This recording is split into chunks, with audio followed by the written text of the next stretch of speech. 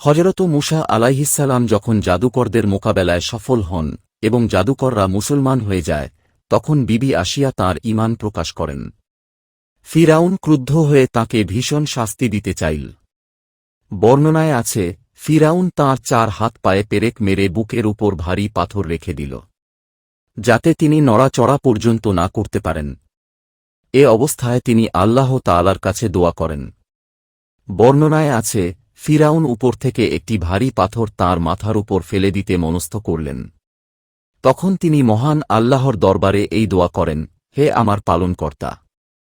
আপনার সান্নিধ্যে জান্নাতে আমার জন্যে একটি গৃহ নির্মাণ করুন, আমাকে ফিরআউন ও তার দুষ্কর্ম থেকে উদ্ধার করুন এবং আমাকে জালিম সম্প্রদায় থেকে মুক্তি দিন।